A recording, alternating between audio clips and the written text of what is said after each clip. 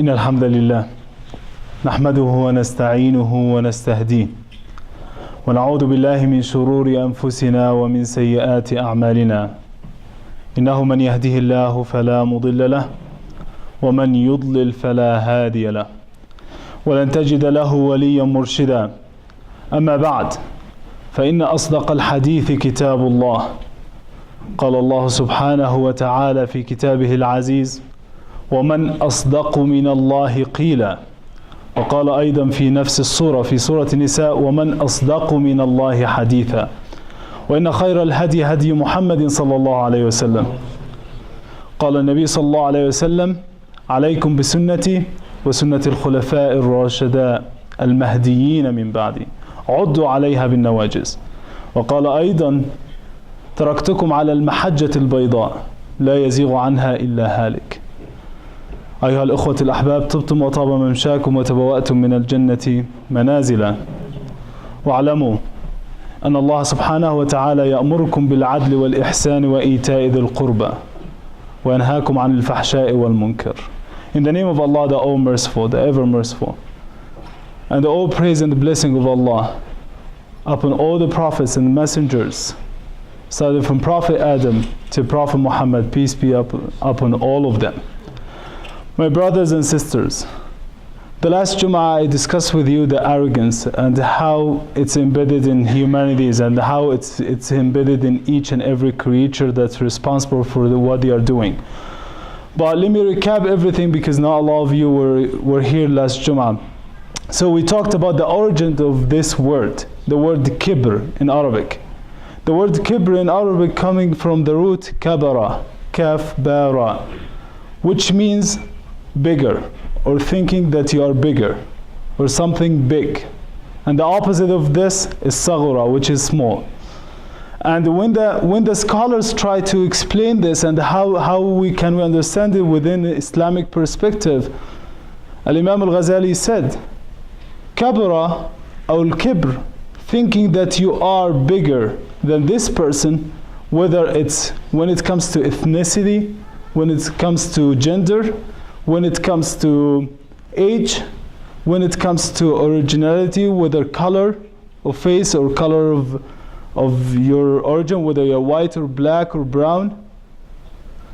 So this word coming from this root. And also we discussed how this word, the word arrogance, have been highly disencouraged. Actually, it's prohibited in Islam from the beginning. And I provided the proofs coming from the beginning of the creation, starting from Iblis. May Allah curse him.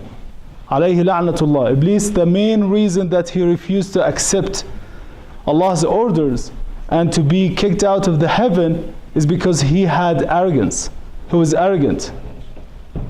Allah subhanahu wa ta'ala said, وَإِذْ قُلْنَا لِلْمَلَائِكَةِ اسْجُدُوا لِآدَمَ فَسَجَدُوا إِلَّا إِبْلِيسَ أَبَى وَاسْتَكْبَرَ.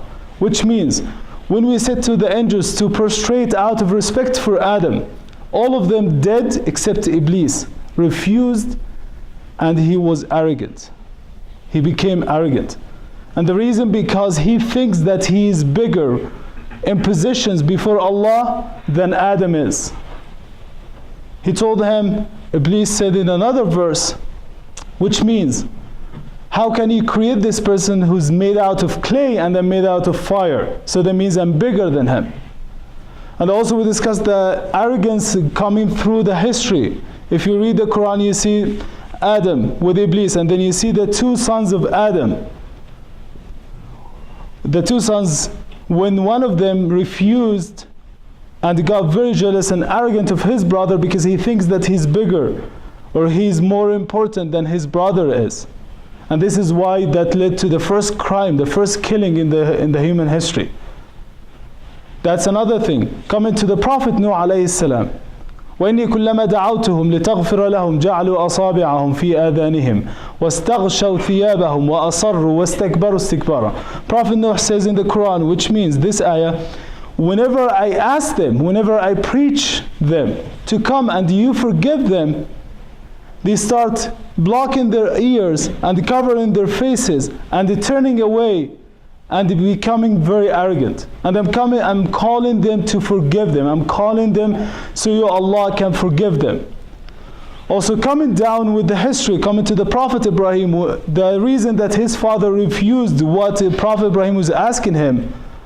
However, Prophet Ibrahim told him, Ya Abati, oh my father, I'm asking you, I got some guidance that you haven't gone through. But his father told him that, are you coming to change what my parents and my ancestors embedded in us? Are you coming to change what my ancestors transcended to us? That's arrogant. Coming down to the Prophet Musa alayhi salam. Prophet Musa, وَلَقَدْ آتَيْنَا مُوسَى الْكِتَابَ وَقَفَّيْنَا مِنْ بَعْدِهِ بِالرُّسُلِ وَآتَيْنَا عِيسَى ابْنَ مَرْيَمَ الْبَيِّنَاتِ وَأَيَّدْنَاهُ بِالرُّوحِ الْقُدُسِ أَفَكُلَّمَا جاءكم رسول بما لا تهوى أنفسكم استكبرتم ففريقا كذبتم وفريقا تقتلون. Which means we give Moses the signs. We give Moses the signs that can help him to the people can accept his message. But Fir'aun refused his message. However, he has lots of signs when he changed the stick to a snake, when he took out his hands and become a very white, bright hand. All of this have been refused. They have a very solid proofs here in front of you that I am prophet, a messenger of Allah. But why he refused? Because he thinks that this person coming from the people of Israel who used to be slaves in Egypt, how can he come and correct our lives? And going down with the rest, coming down to the people of Israel. The main reason that they killed their prophets because they are coming and telling them that we are prophets, and they refuse that. And the same thing with message of Jesus, Isa alayhi salam. And the same thing with Muhammad alayhi salam. So Kibr has been going through the history. Kibr have been part of us. Kibr have been a characteristics of evil, characteristic of devil. Kibr has been the first step to kufr wal iyadu billah. Because the second you have arrogance, you opened yourself the way to come in to disobey Allah subhanahu wa ta'ala out of arrogance.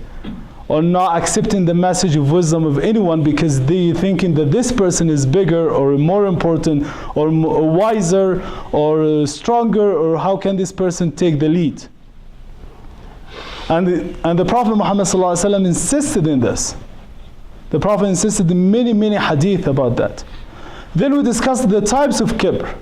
The types of kibr coming from the nature of the person who has arrogance, and the nature of the people who receive the arrogance, and the environment around them.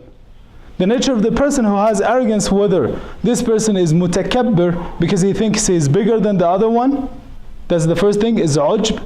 You call it in Arabic, and ta'jabu binafsik. That means you are pleased with yourself, you are so happy with yourself, you are happy to the extent that you think that you achieved the level that nobody can reach it.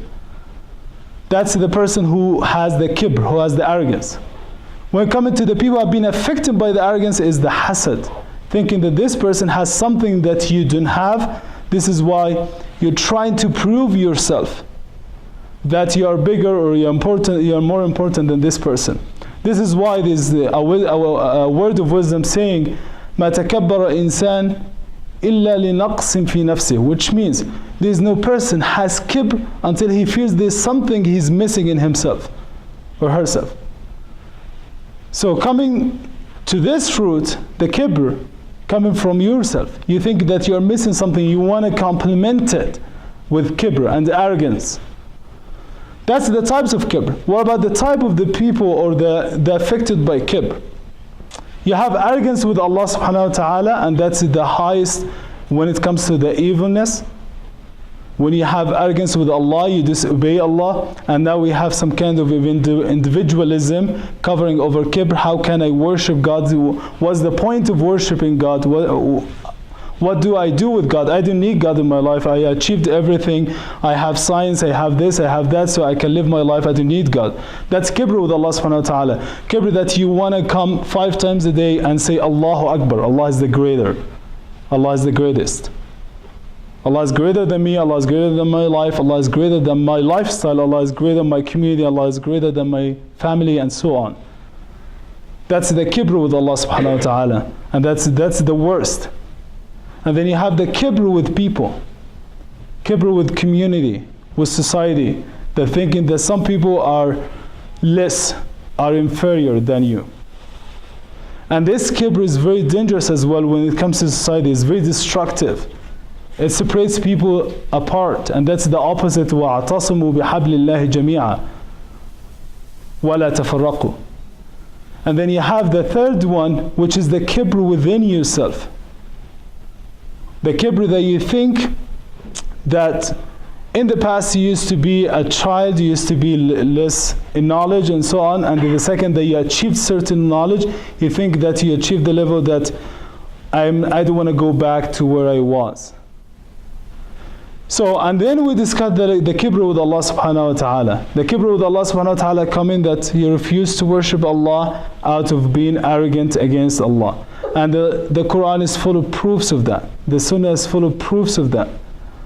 And full of proofs from the people before us with their prophets, and full of proofs with the Prophet Muhammad sallallahu alaihi wasallam message.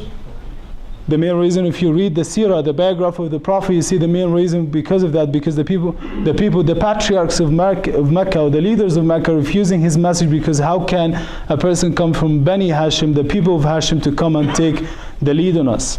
How can this person come? It's not about his message. They're not arguing about whether his proof is solid or not, whether there's a God or not. They believe in God, but they believe in other idols, and they built their community like that. And they made portions out of that. They don't want to lose this.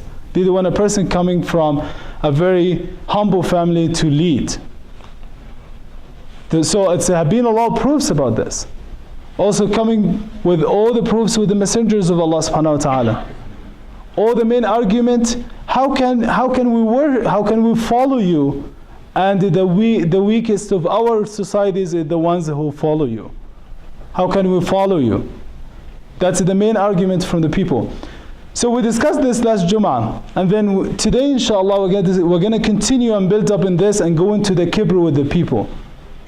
And actually, as a matter of fact, Islam came, and the first message of Islam came talking to the Prophet, اقرأ باسم ربك الذي خلق خلق الإنسان من علق. Read in the name of your Lord, who created you out of a piece of cloth, like piece of blood. He didn't say he created the black out of this, and the white out of that, or the brown out of this, or the Arabs out of that, or the non-Arabs out of this, or the Indians out of this. No, he didn't say that. خلق الإنسان من علق اقرأ وربك الأكرم. So at the beginning, from the beginning, the first verse ever in the Quran talking about humanity in general. Doesn't talk about any race or any ethnicity. So that erased everything. Erased all the patriarchy, erased all the ethnicity, erased all the racism, erased everything.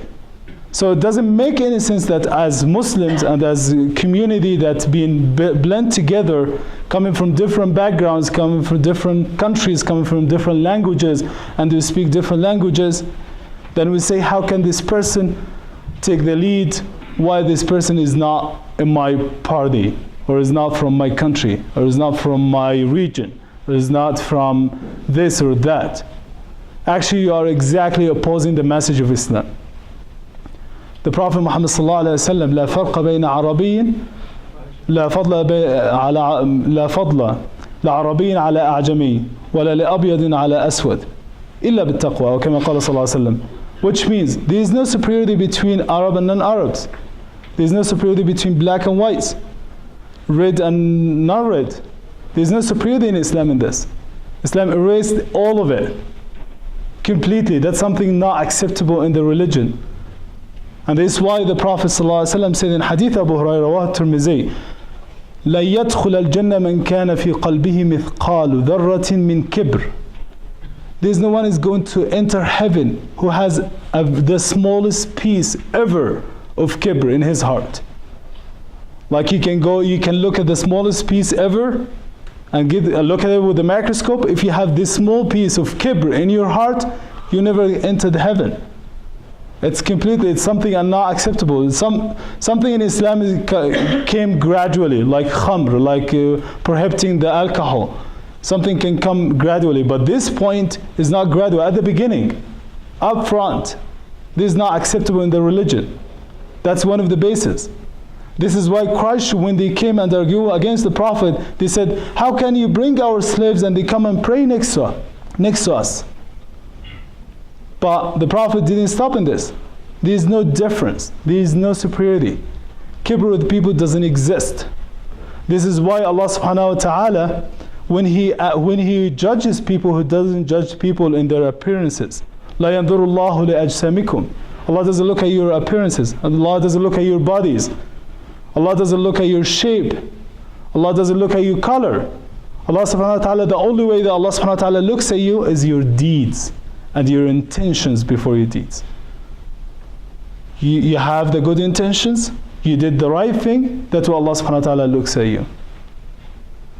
إذا مات ابن آدم قال النبي صلى الله عليه وسلم إذا مات ابن آدم انقطع عمله إلا من ثلاث صدقة جارية أو عمل صالح ينتفع به أو عمل صالح ينتفع به أو ولد صالح يدعو له. Which means when the people of Adam, when the sons of Adam die, all of their deeds are cut off except three things. When he pay a charity and it's being continuous, like the community had been benefiting from this charity after he or she passed away. The second thing, when he does something good and this thing has been a lot of influence in the community, and if he has a son or daughter, but specifically a son, when he has like a person behind him to pray for him or her. That's what matters. So it doesn't matter that you're raised. When you were born and raised and die from a race that seems superior in the human standards, that doesn't mean that helps you. Another hadith for the Prophet Muhammad sallallahu alaihi wasallam. Hadith have been reported in Bukhari and Muslim. There's differences, a lot of controversy with who did that. So it has been, a lot of people say, a lot of scholars said it's been between Abu Dharr al-Ghifari and Bilal ibn Rabah when they had an argument together, and then Abu Dharr said to Bilal, both of them are companions, said to him, you are the son of the black woman, Yabna Sauda. But a lot of scholars also argued that is not the exact two people. But what we need to take from this hadith and take away from that is there's an argument between two companions, and one companion called the other one, you are the son of the black woman or the black mother. So he cursed him because of his race. And the person had been affected by that. The victim came to the Prophet and told him about this story. The Prophet told the other companion, you are a person has some arrogance in you. إِنَّكَ امْرِئٌ فِيكَ جَاهِلِيَّةٌ. You still have some jahiliyyah, some arrogance. Jahiliyyah in Arabic means that you didn't know anything. You have no basis of knowledge. And also at the same time you think that you have everything in knowledge. And inshallah we'll continue after that. أقول قولي هذا وأستغفر الله لي ولكم.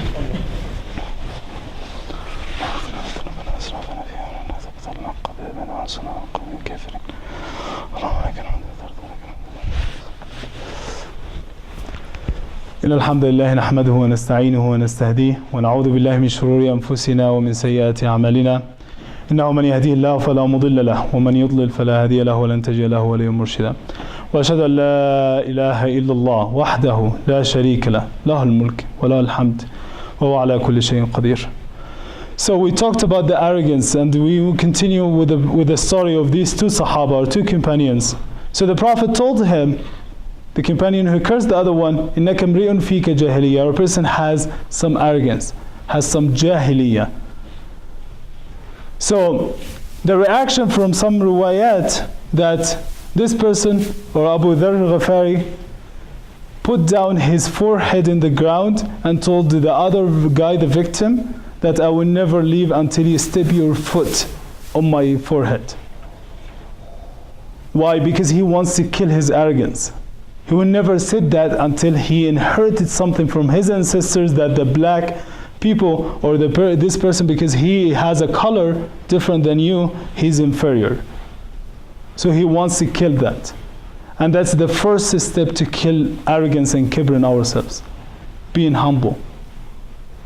Being acceptable to the people. Not just thinking the first way that you look at a person, do not look at their colors. Look at the wisdom that this person carries with him or her. It doesn't matter where they came from. So all of these hadith, all of this Islamic literature and the Quran, and we still have racism within our community. We have huge, solid literature that can we back up all of our understanding of the religion and the people, and then we're going in the opposite of that. We need to raise this question within our community. We need to think about this. We need to know exactly where we're standing. So defeating kibr in each and every person, all of us are humans. All of us have at some point of our lives, at some moments, we feel that, hey, I know this knowledge, nobody knows about it, so you are so pleased with yourself. Or I achieved something, so I'm the top now. There's a fine line between confidence and arrogance.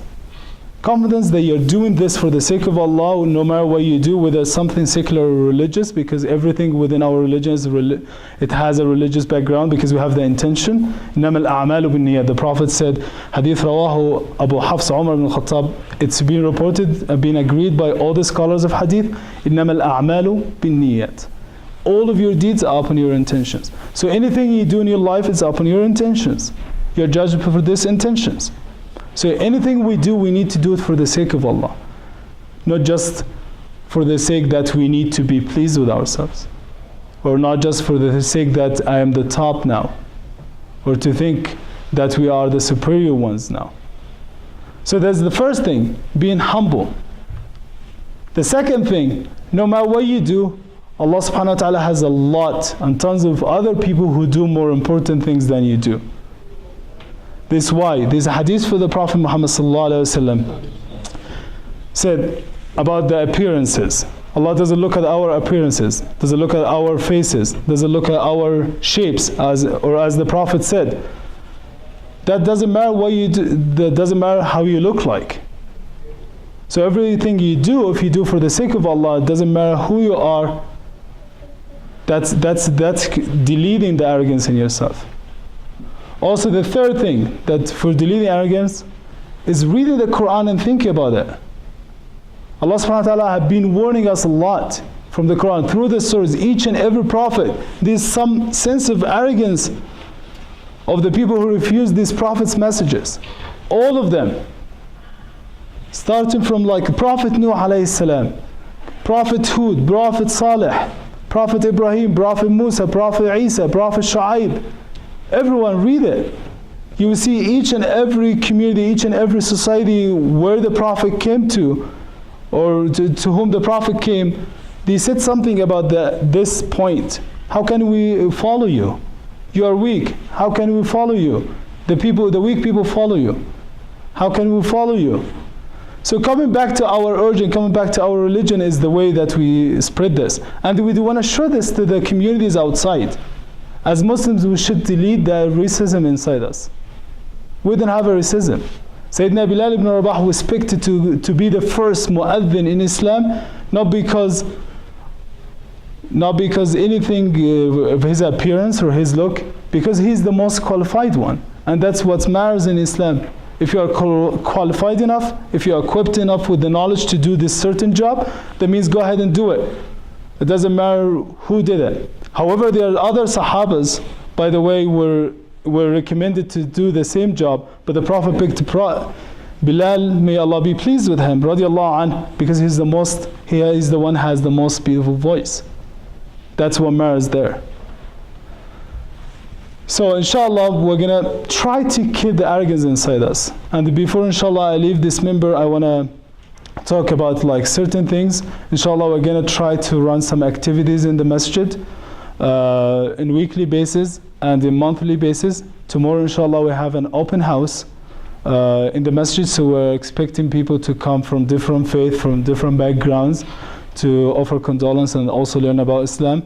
So we would like to have members of the community being there to show them the Islam in actions more than talking, because that's what matters for the people. It's how you react, how you deal with everyone.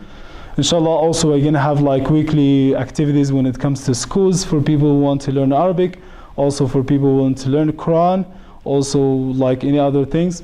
Also, we would like to we would love to suggest things that you think that will be influential for our community, would be influential for the masjid to keep it running. So we need to keep the masjid, inshallah, intact and running. And finally, don't forget to offer your donation for the masjid, because you know how the masjid is going through a transition and hardship now. And we would like your support from the community, because if the community doesn't support the masjid, who else is going to support the masjid? وأقول قولي هذا واستغفر الله لي ولكم. اللهم اغفر لنا وارحمنا وعافنا واعف عنا وتوفنا وارحمنا.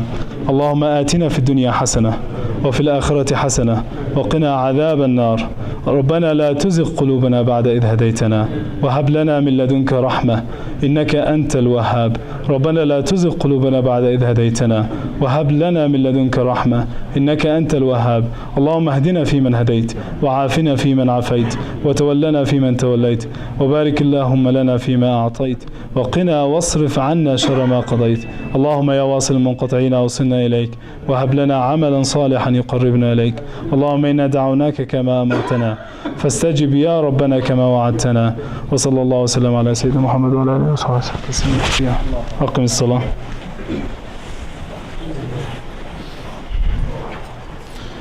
الله أكبر الله أكبر. أشهد أن لا إله إلا الله أشهد أن محمدا رسول الله.